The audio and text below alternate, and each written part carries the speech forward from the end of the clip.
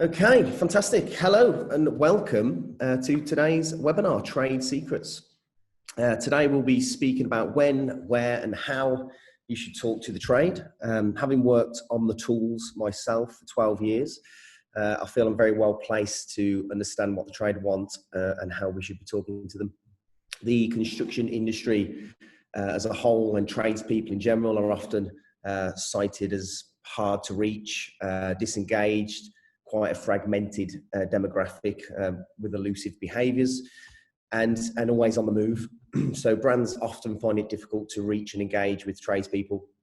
But through our On the Tools community, this is an area that we live and breathe. So talking to the trade is what we do. It's our forte.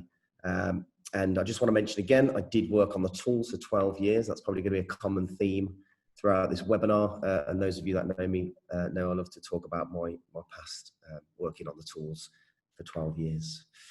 So today we'll uncover some of the data points behind the demographic, giving away our trade secrets. We'll cover how they interact with different forms of media, daily social media habits and platform preferences based on some of the research that you'll see in the webinar. We'll also delve into the very important subject of tone of voice, the good, the bad and the ugly, and what best practice looks like for activating content for the trade across social platforms. So you are in for a treat. So let me introduce myself. For those of you that don't know me, my name is Adam Barry. I'm the co-founder and creative director at Electric House. And to give you a little bit of background, prior to my career in social media marketing, that's right, I did spend 12 years in the trade, where I started out as an apprentice. I then worked my way up to site management before setting up my own business in office refurbishments. I then jumped off the tools to co-found On the Tools, stick with me, and now I lead the creative team working on campaigns for some of the UK's leading brands. So a little bit of a humble brag there. Okay, I'd like to thank you all for attending the webinar. So, giving your time up to listen to us waffle on about social and the trade. I really appreciate that. But before we go into it, I just want to introduce our incredible speakers from Electric House. We have Andy Taylor, the commercial director, who will be gracing you with his knowledge of the trade. Beth Dunmore, who is the creative lead behind our thumb-stopping content. And our award-winning Abby Swindle, who is the head of social at Electric House. For those of you who are not familiar with Electric House, we're a social media publishing group, but what does that even mean? It means that we create, we produce, and we distribute and amplify video content through our social media communities. So Electric House owns and operates the On the Tools community and the On a Budget UK-based community and all the groups that fit within them. Another brag coming. It wouldn't be a webinar without showing off. As you can see from the slide, we love to brag about our achievements. And last year, On the Tools content was consistently watched by more UK males than anyone else on Facebook, which is a statistic even I find hard to believe, but apparently it's true. It comes from a very credible source in Tubular Labs. Before we get into it, I just want to say, if you do have any questions throughout the webinar, please feel free to get those in. There's a little Q&A box at the bottom of the screen. Give that a click and just put your questions in there. Don't worry, I won't be ignoring you. We're going to leave it right to the end. So we've left a nice 10-15 minute gap at the end where we're going to try and get through all of the questions there. If you've got questions for a certain speaker, just put their names in brackets so I can direct to them at the end. The webinar is due to last an hour, so we'll finish promptly at 10:30. Okay, I think it's time to get into it. Let me introduce to you our first speaker. We have the debonair of Electric House, Andy Taylor, an early on the team. He joined the team full-time as commercial director in May 2016 and has been instrumental in the income growth of the business ever since.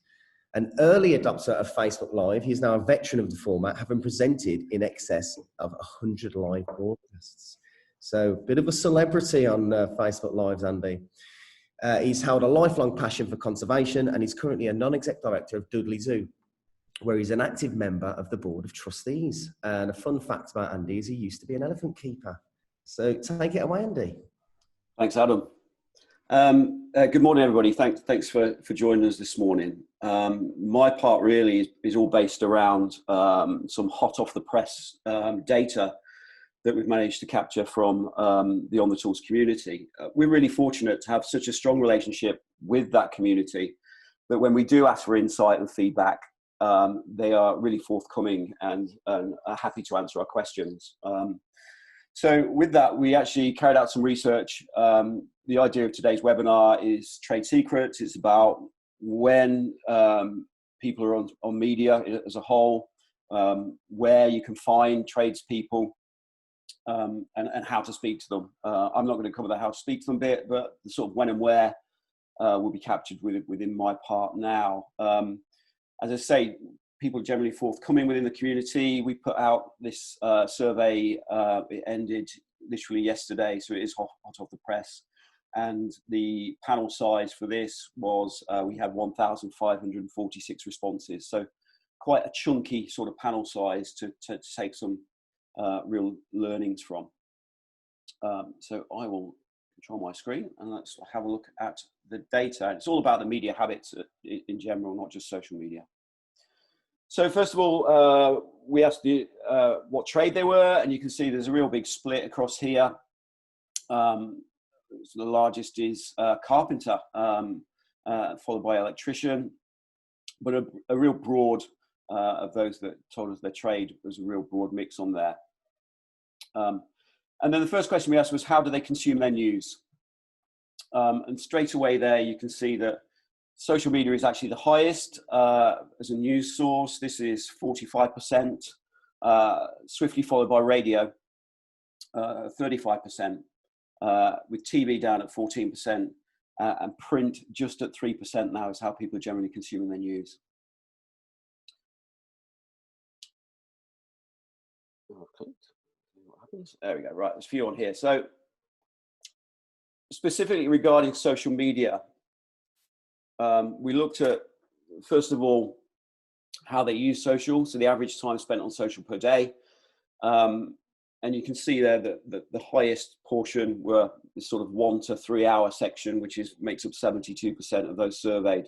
So a pretty good chunk. And then the next thing we wanted to know really was when they are. We have our own stats for this, obviously from the On the Tools community that we get from Facebook and the other platforms, but this is a sweeping question, not when are they engaging with On the Tools. This is when are they spending time on social.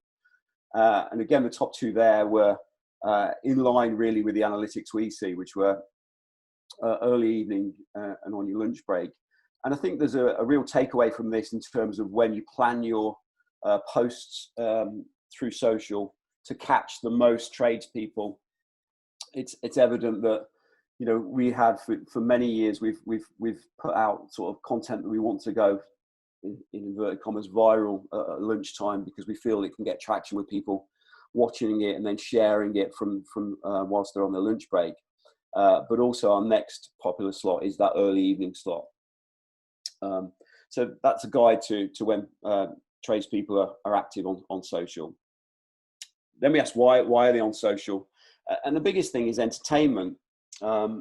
Which is no surprise really. People go there to spend their dwell time, and if people are there for, you know, in that 1 to 3 hours per day bracket, they're going to want some entertainment, not just news and information. But information did still come pretty highly on there. It was quite a high statistic, and higher, as you can see, twice as high as news. We also asked them what are the most used social platforms, and Facebook still rules the roost, and actually was followed on our survey by YouTube. So although Instagram has made some advances, it still hasn't overtaken YouTube into second place, or is nowhere near actually challenging Facebook. Fourth was Twitter, and fifth is the new kid on the block, as it were, in TikTok. And as you can see there, just next to it, what we found was that 21% of those that were surveyed and responded are using TikTok at least a few times a week. And I'm sure that figure is far, far higher than even if you'd asked it probably 6 months ago, maybe even 3 months ago. We've seen a real rise in our own TikTok activity. So that's how people are using social. Then we looked at broader terms in terms of other forms of media. click through to that. We asked the question, do you read trade magazines? And it was almost overwhelming in terms of, like, you've got 68% of those surveyed don't read trade magazines at all. That was the answer on there. Of those that said that they did, the sort of two highest were Professional Builder magazine and Construction News, who both had 10% each of that other 32%. Some of the other ones we asked about were PHPI, RCI, Installer magazine, which had 5%, and within the others, when we gave the option for people to put an other, and within their Pro Electrician probably was the standout of the group of others.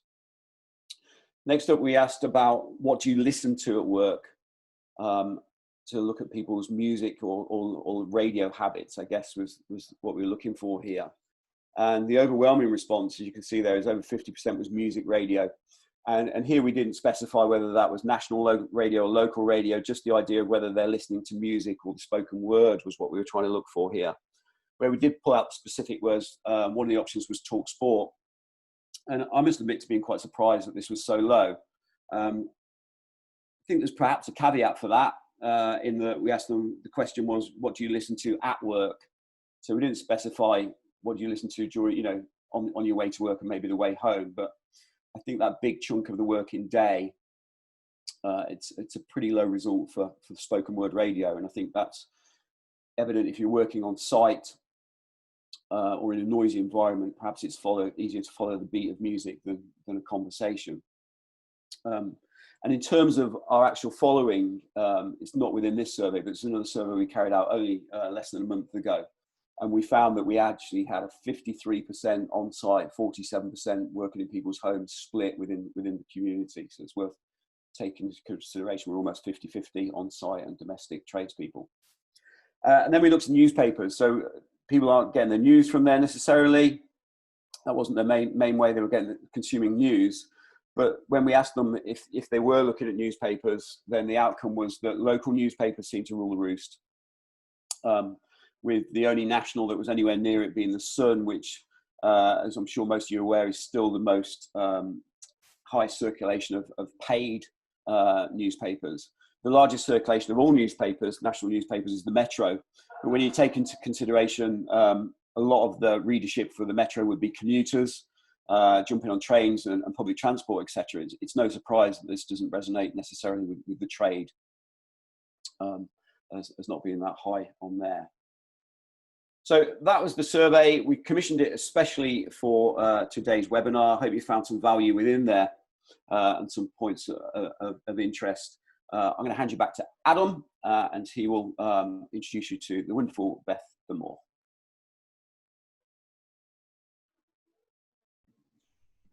Thank you, Andy. Apologies, it took me a bit longer than I thought to get back on. I was overwhelmed with some of the questions. So thanks for the questions. Like I said, I'll be putting these to the guys at the end of the webinar. But for anyone who is asking, is this going to be shareable? We are going to put the recorded version of this on our website, hopefully Monday, Tuesday, and that can be found at electrichouse.co.uk. So yeah, thanks for that, Andy. That's really good. Next up, we have the creative mastermind in Bethany Dunmore. Beth has been working in the creative industries for almost a decade. So again, another veteran there, Beth. It's a long time, wouldn't have thought that. Joining Electric House as creative lead from her previous role as a creative content director at McCann. So again, pretty big deal in the agency world. Having spent much of her career working with installer brands such as Valiant, Baxi, Bristan, and Honeywell, just to name a few, Beth understands the do's and don'ts of talking to the trade. So take it away, Beth. Thank you, Adam. So before we launch in, I just wanted to kind of say that while obviously this is more towards the social and the digital side of things, the kind of things I'm about to talk through now are kind of relevant for any content you want to communicate to the trade, whether that is sort of the really technical side of a white paper, whether that's a podcast, whether that is social, whether it's a feature. All of these things are to a greater or lesser extent relevant to pretty much all of your trade content. So first of all, going to the do's. if I can get the screen to go. There we go.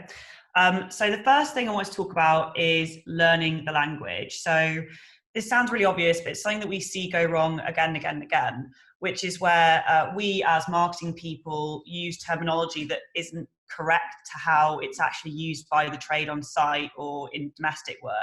For example, tools is a really common one. So for us, you might not even think about it. You're promoting, I don't know, an oscillating hand tool, but on site, they call it a multi-tool. And if they see you using the incorrect terminology, then it's immediately you're alienated from them. They feel like you don't really understand them, that you don't really get it. Even maybe a sense of you don't really respect them, that you haven't done the work to get the way that they talk on site. So it's really important to capture the way that tradespeople actually communicate with one another, so they feel like you are part of their world rather than someone trying to sell in. So the way of doing that is really just to spend some time doing your homework. So going on trade forums, looking at YouTube trade videos, installation videos that are fronted by tradespeople, and just listening to the way that they speak to one another. I mean, you could even check out on the tools. That's another place where you'll get a lot of trade relevant language. But yeah, just make sure that you're using the right terminology so you're not marking yourself out as an outsider. Following on from that, ask the experts. And that is obviously the most easy way to learn the language, is to just speak to tradespeople as much as you possibly can. If you can get like a little informal panel of tradespeople that you can kind of go to with new campaign ideas, even new product ideas, it will completely enhance the way that you do your comms. So if you just go to trade shows, start chatting to people, maybe approach some of your most valued customers and ask them their opinion on some of the stuff that you're doing, it will not only provide great information for you, but demonstrate how much you are actually listening to your customers. You're not sitting there saying, we assume the trade think this. We're actually going out and speaking to you, the trade, so we genuinely understand you. So that's kind of on a more informal basis. And from a more formal basis, it's so worth doing insight. Kind of what Andy's just run through there briefly. This is the kind of stuff that we do all the time with our community. So we understand what they want to hear from us, how they want to hear from us. I think recently we've just done one about when our community tends to get paid, so we can then tailor what we put out at certain times so it's more effective. It just makes all the difference to have both that informal sounding board and those formalized insights, so that you are talking to the trade in a way that is truly relevant to what they're interested in, rather than kind of what you assume they might be interested in. Thirdly, be an ally. So this is kind of more relevant now than ever, because during the current climate, I feel that tradespeople haven't had necessarily the same plaudits that other essential workers might have done. The public aren't necessarily thinking of them in those terms, but it's a source of kind of a little bit of resentment for the trade, because they know that they've been going out there day in, day out, and they don't get the recognition. So there's a huge opportunity for brands to go in there and say, do you know what, we see you, we appreciate you, we genuinely support you, and we're part of it, we're in this together. So in order to do that, you again just need to make sure you're talking to them on a level. Never speak as an outsider coming in. You're also within the trade, you're in the same position. And it's just about representing them in a way that's fair and representing them as kind of the heroes that they are. So we've done quite a few smaller bits of content for some of our clients that are along the lines of, we as a brand appreciate you, we see you, and those have gone down really, really positively and built sentiment at a time when, as I say, the trade is already feeling kind of underappreciated. But following on from that, you really need to put your money where your mouth is. The trade are a very straight talking bunch, and they're not the kind of people that you can put one over on. So if you're saying, we support you, the first question is going to be, okay, cool, but how? And also the second half of that is that anyone who's in trade marketing, the default position is, we support the trade, because of course it is, you support your customers, that's the natural thing to say. So it's not particularly unique, it's not particularly interesting to the trade unless you're demonstrating that. So I would say go one of two ways with your allyship and your support. Either go in hard, make sure that you are visibly, tangibly supporting the trade, whether that's supporting charities or individuals. Make sure that you are actively going out there and promoting that work as well, so they can see you supporting them. Or the other way of doing it is to support in a way that is unusual, in a niche way. So if your customer base, for example, is particularly chippies, then make sure you support chippy causes, make sure that you speak to people in that community, how can you help them? Whatever you do, if you want to support the trade, make sure you are actually supporting the trade, not just saying some nice fluffy words. Okay, so on to the don'ts. So state the obvious. Now, this one comes from personal experience because back in my early days, I used to work with a lot of boiler brands. And as an exec, I'd be asked to put together a list of top tips. And you kind of don't really know what you're doing, so you Google it. And I ended up writing things about like how to defrost a condensate pipe, etc. And these are things that the trade like, well, yes, we know, we learned this maybe on day one of being on site. And as soon as they read something like that, they're thinking again, you don't really know what you're talking about, and you're kind of assuming that I don't know what I'm talking about, so it doesn't play well. So this is again where your panel of experts can come in. If you want to do something like a top tips or some kind of advice piece, speak to actual people in the trade from all different backgrounds, all different demographics, and say, what is the most valuable thing that you have learned in your time working in the trade? Because they will know, and they'll be able to tell you things that your other customers may not be aware of. Whereas, me sat in an office Googling what is a good tip for an installer or a tradesperson, it's just never going to work out particularly well. On the same vein of don't state the obvious, that goes for product as well. Obviously, the instinct when you're promoting a product is to talk about the USPs, and that's absolutely fine. But again, you need to make sure that if these are USPs, they need to be genuine USPs, and they need to be things the trade isn't aware of. So we've experienced this in the past where we put together a piece for a customer and they've said, okay, you need to really hammer that this particular tool saves 30 seconds per whatever. And then we get flooded with comments saying, well, yeah, duh, of course it does, because blah, blah, blah, because it's a very obvious thing for them. So just always bear in mind, don't be telling them to suck eggs. Make sure that you're telling them things that they don't know rather than things that you don't know. Because as much as we work in the trade day in, day out, we aren't ultimately tradespeople. So we do need to take their lead on things like that. Secondarily and similarly, do not try to bullshit them. They're very eagle-eyed and they really don't like being sold to in a way that they feel is dishonest. So if you do want to push products straight off the bat, then just do a review. Just do a simple review. If it can be an honest review, which I know is a painful thought, all the better. But if you're trying to do something like kind of a sketch where you've shoehorned in the, oh, hey, Tommy, what's that cool new tool you're using? It just comes across quite cynical and they don't like that. So again, we have learned to our own experience that if you put that kind of content out there, you just immediately get a load of comments being like, right, okay, so this is for whatever brand, okay, this is a sellout, da da da da da. Whereas if we put up straight review pieces, they're generally quite receptive to it. They're like, okay, this is information, I can take it or leave it. If I'm not interested, I won't watch it. Whereas if you try to sell them that it's a funny sketch and it turns out to be an ad, there's an immediate like irritation there. So don't bullshit them, just be straight. Either do an awareness piece or do a product piece. Don't try and muddy the waters. Thirdly, don't underestimate the trade. Again, this is a really common mistake. So because they are so informal, because they really like a laugh, which obviously is where a lot of On the Tools beginnings came from, people tend to feel like they can take the banter a bit too far with the trade. Ultimately, as much as the trade likes to have a laugh, they are extremely proud of what they do and their profession and their professionalism. So if you're putting together a sketch or a humorous piece, that's fine. You just need to make sure that you are laughing with, not laughing at. And that is actually, you'd be surprised how often we see people get that wrong. And then you get tradespeople getting very upset.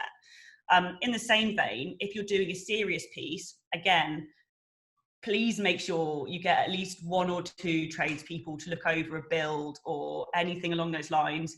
Because if there's a slightly wrong fitting, you've used the wrong type of screw, the wrong type of fixing, they'll pick it up immediately and you've completely lost your audience straight away because they're like, well, obviously we'd never use that particular piece for that particular build. That's ridiculous.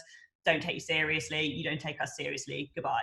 So as much as you want to speak to them on a level, you want to be informal, always remember that you have to approach with respect and you have to always remember that they are extremely proud to be professionals. Finally, never go in cold. And I know this kind of contradicts the state the obvious thing that I just said, because that is the most obvious thing to say to a bunch of marketing professionals, but it bears repeating because again, we do see it a lot where we have people come and approach us and they immediately want to go in with a hard sell.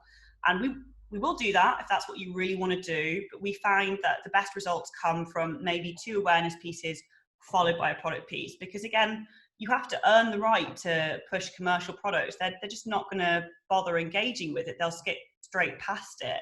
So for for the trade, it's best to go in with sort of the light humour, maybe a little bit of a supportive message, and then bring the product in, perhaps, as I say, third or fourth piece of content, never go in cold. So just moving on to a couple of content examples.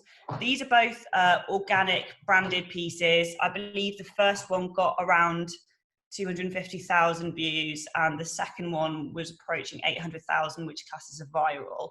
So the first one, I'll just press play. So this is for Juicing, and this is kind of along the more serious side, but it's about adding value to the trade. So we're not teaching them to suck eggs. We're not going, this is how you build a barbecue pit. We're just showing them an idea for design. It's more inspiration than anything else.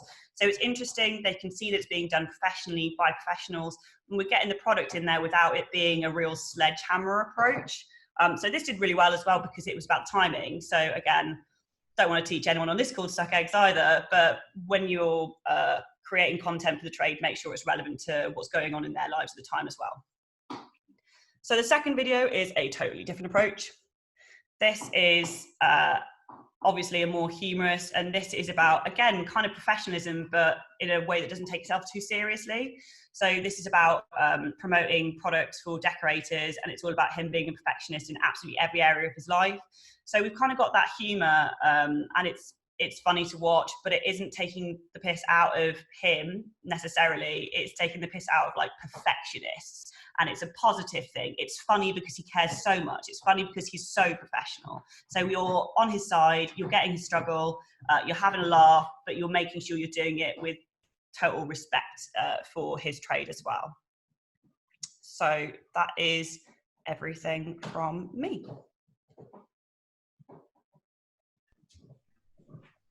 Thank you very much, Beth. That was really good. And a lot of this information and the insight that Beth just talked about has come from mistakes that we've probably made. So this isn't looking at what other people are doing and saying they're all wrong. The majority of it has actually come from us learning as we go. And it's been even me spending 12 years in the trade, it's been quite difficult to run my eyes over every piece of content. So there has been, certain mistakes made in the past, but some really good insight there, Beth. And thank you for that. So let's get to our last speaker. We've saved the best till last. Abby Swindell, our head of social. So Abby has grown our community from a few 100,000 into the millions that we see today. She's been instrumental in setting up our Young Tradespersons Facebook group. It's a 16 to 25 group, and our Women's on the Tools group. And that came from listening to the community's wants and needs. So really delving deep and finding out what it is they wanted, and then creating another 2 communities off the back of that. Abby is the head of social at Electric House, like I just said, and she's responsible for the management and the growth of the companies on the tools and on a budget communities, collectively totaling around 8 million members. Rising from an apprentice, Abby was actually our first employee, which is strange just saying that out loud. And rising from apprentice to head of social in just under 2 years, Abby has grown with the business, forging close relationships with key stakeholders from all the major platforms and receiving accolades, including Young Marketer of the Year and the Rising Star Award. So in the world of social media marketing, she's kind of a big deal. Over to you, Abby. Thank you, Adam. That was very, very lovely. So today I'll be running through overall best practices when it comes to each social platform, showing you some content examples of what works well for us, and also looking into the best ways to communicate with a trade audience. So getting started with Facebook then. Facebook is our largest channel across both of our communities on the tools and on a budget. It's also the social platform with the most rules and guidelines due to the sheer amount of content options on the platform. The main piece of advice that I can give is to experiment with video content. Facebook have been making a shift to long-form, high-quality video content since they rolled out ad breaks back in 2018, and also since they put more of a focus on watch as well. Video content should be no less than a minute in length and optimised for 3 minutes plus where possible, as this is a length that gets pushed the most organically through the platform. Ensure that your video content is high quality where possible, and if this isn't an option, ensure that your content follows a narrative or tells a story. Avoid duplication of content from other pages. Facebook want pages and brands to be original with the content that they create and post. So don't take content from anybody else. Make sure everything that you're doing is your own. Utilise all platform features where possible. So look into Facebook stories, groups, still image content, and also live as well. Live is definitely something that I'd recommend everybody looking into at the minute, as it's something that Facebook are pushing. And most importantly as well, the best piece of advice I can give is to avoid engagement bait at all costs.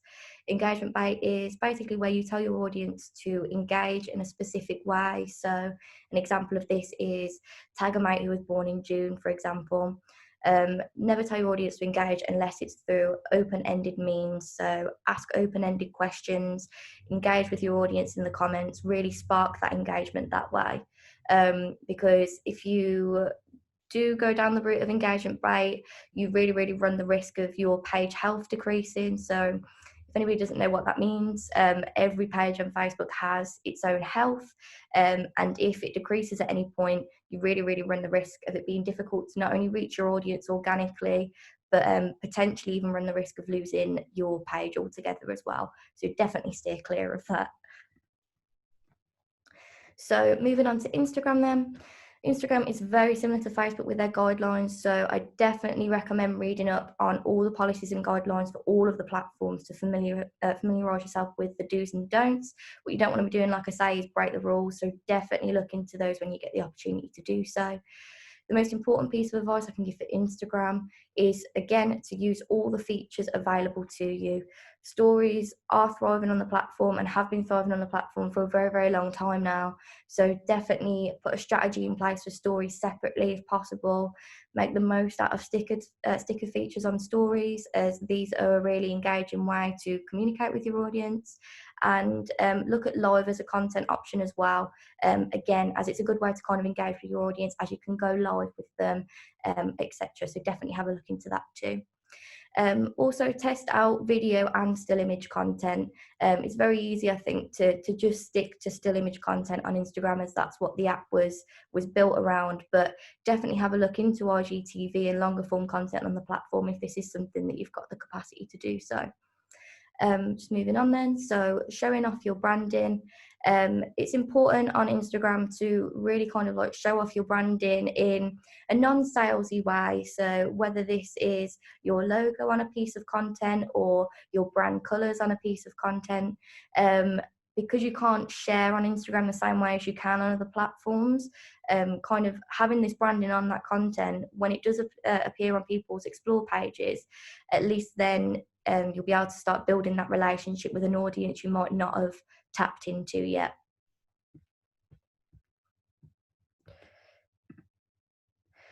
So Twitter then, the best way you can be using Twitter is to really engage with that trade audience. Twitter is an extremely conversational platform, so try searching for keywords and hashtags relevant to your brand and jumping in on the conversation that might be happening around that.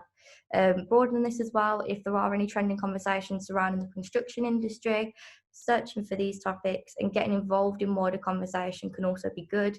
Or even better than this, try and start the conversation around the topic yourself. Having this conversation and being open to having this conversation with the trade audience will allow that relationship to build, as the trade audience will, think the fact that you're very much on the same level as they are and you're passionate about the same topics as they are, and that's the best kind of relationship that you can have with your audience in that sense. And just kind of off the back of that as well, building relationships. Twitter's a very human platform at the minute, and has been for a while now. So don't approach Twitter with like a salesy mindset as such, especially if you're B2C. Be open, I suppose, to having a bit of banter as such with the audience where possible. And yeah, really try and show that human side and the personality behind the brand. And the last platform that I'm going to cover then is TikTok. So TikTok's something that we're pushing a lot at Electric House at the minute, just due to the sheer exposure on the platform at the minute and opportunity for growth. So I'm aware it's still very, very new to the social media marketing world, but like, as I say, there's a lot of brand potential on the platform that's still to be tapped into. So being first to the app is the main thing I would suggest. Creating content for TikTok is extremely easy to do, and the app itself is optimized for around the 15-second mark. So really, really short content in comparison to the likes of Facebook. So the main reason that I would suggest brands using TikTok is either if you want to tap into a younger audience, as at the minute it is still a younger demographic, but this is definitely something that's growing, and to kind of build your brand on the platform as the demographic is moving into the app as well. As Andy mentioned earlier, we are noticing more and more tradesmen and women coming onto the platform every day. We're getting more TikTok sent into us than we've ever had before. It's definitely something that is starting to become used more by the wider trade audience, and being on that app first and being able to grow your audience prior to that audience even being on the app is definitely something that I'd suggest.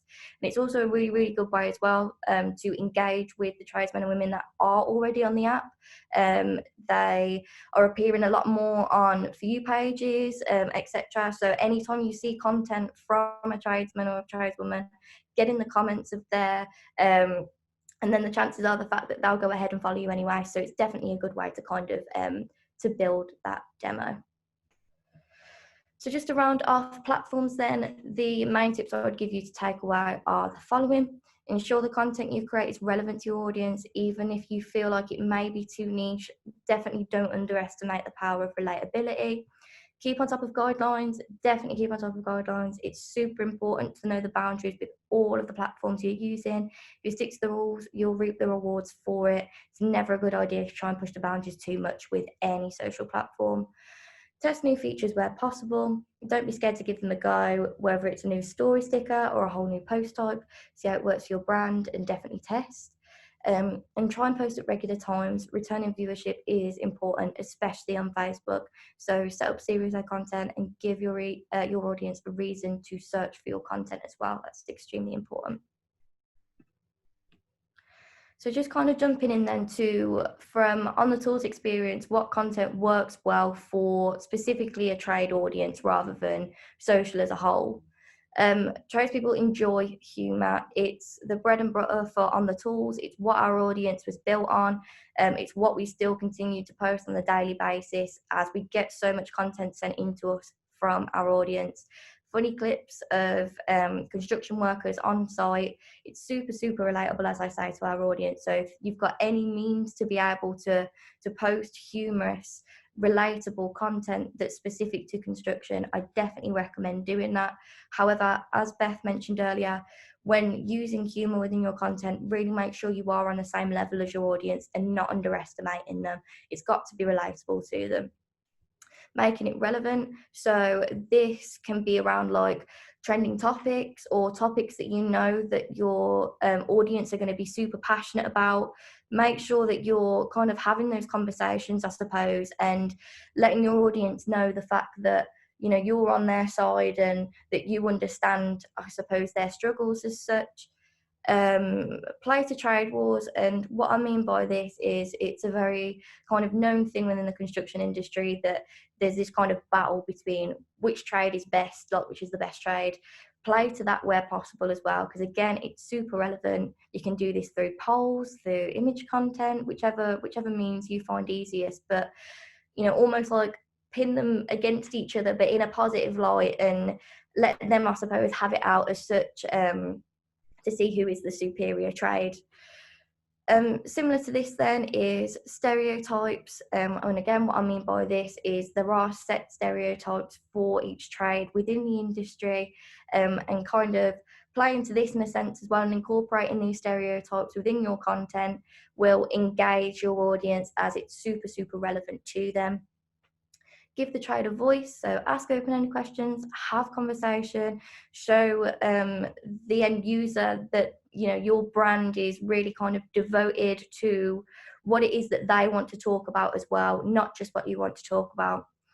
Inspirational stories. So this is more kind of like feel-good content and highlighting standout individuals within the industry. This is something that we found works really, really well. And most importantly as well, the best piece of advice I can give is to involve your audience where you can. They are the boots on the ground after all. So kind of listen to what content that they want and help you make content, ask questions, have conversations with them. Because again, they'll appreciate that coming from a brand. So I'll just quickly then run through some content examples just to kind of recap on what I've just said. So this first content example then is a compilation. As I say, this is kind of the bread and butter for On the Tools. It's humorous content.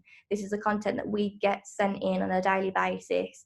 It works so well because this is the real people within this content, and they get so excited when they see like their mates or themselves on the page. So having that kind of relationship is so good. So if you do have any means to be able to do that, then I definitely recommend doing so.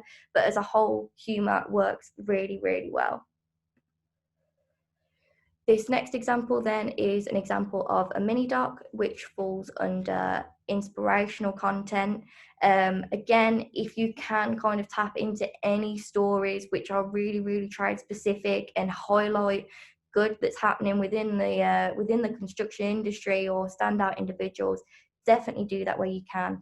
This particular mini doc was of a guy named David who really unfortunately lost his legs in Afghanistan.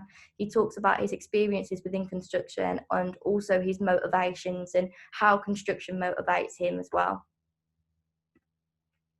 And lastly, this is an example of using the trade within content and getting them involved within your content as well. So this is a Series Z piece where we have the #1 female competitive eater in the UK. She goes head to head with tradespeople and basically just see who can finish the challenge the quickest. Quite a light-hearted piece, but we've had some really, really good stats off the back of it.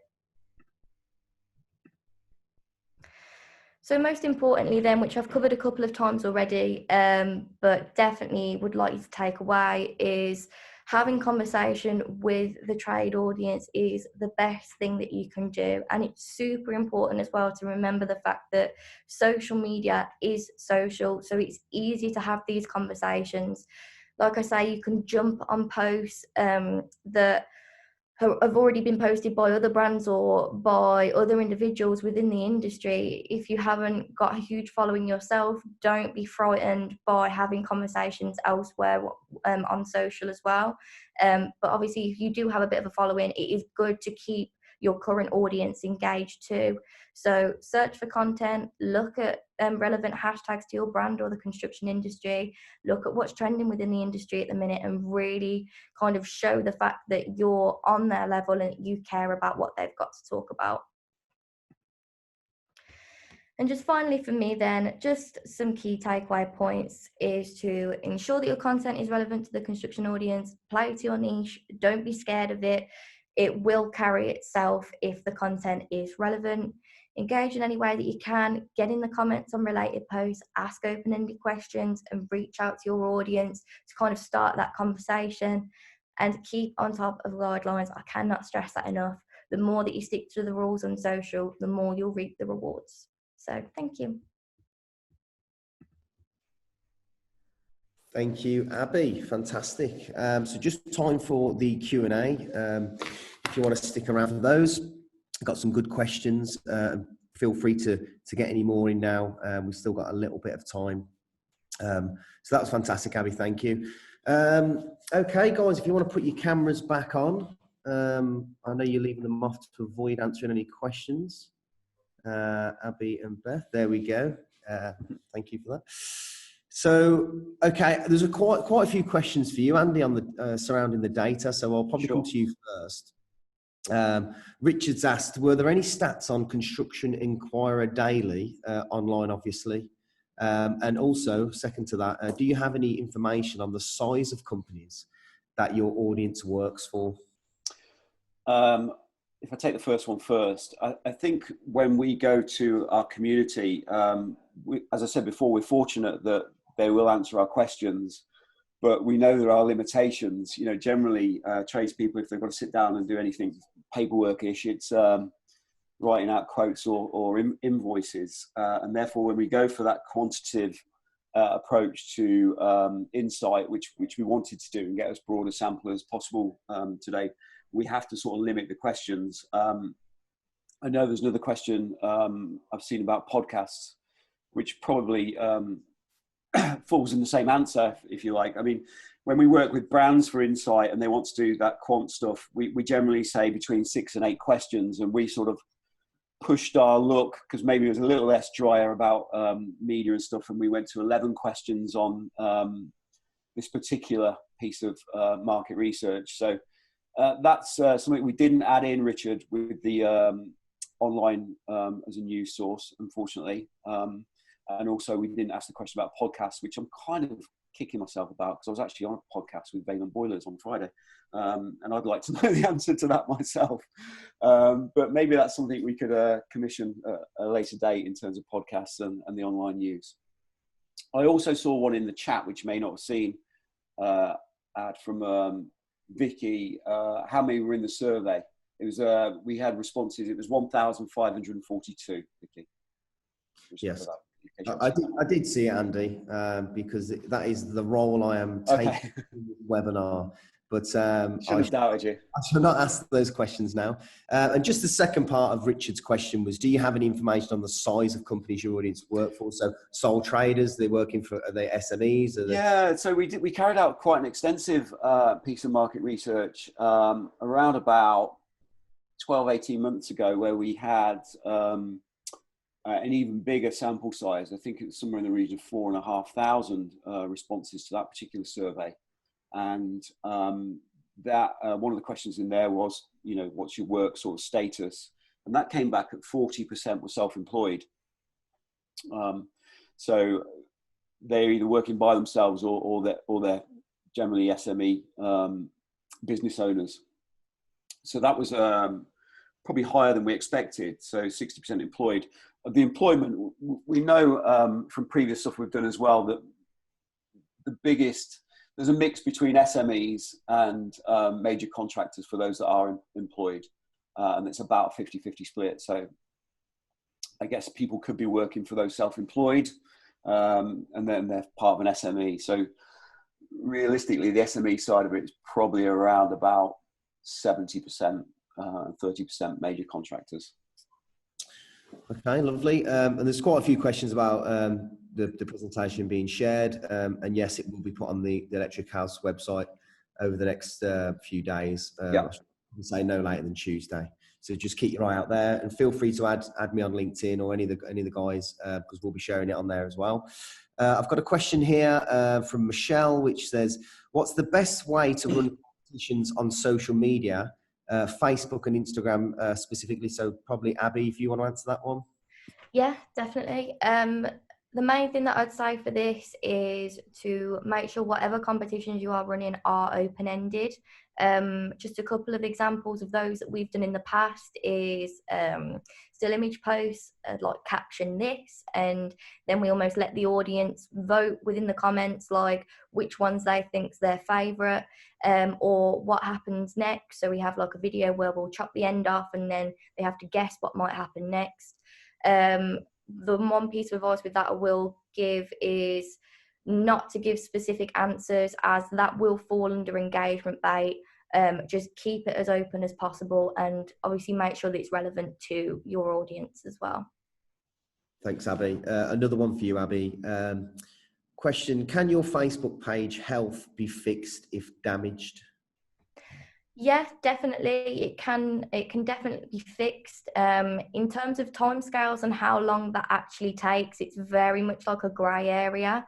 But if you do start sticking to the rules and you're really kind of hot on the guidelines and you're creating content that Facebook wants to see, your page health can definitely improve and you will see your stats improved. But it is a long game in that sense. You have got to do it consistently to see that improvement.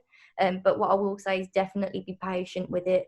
And I suppose if you've got any other questions about page health or anything like that, or any individual concerns you do want to kind of go through, then just feel free to reach out to me, and I'll happily have a conversation about it.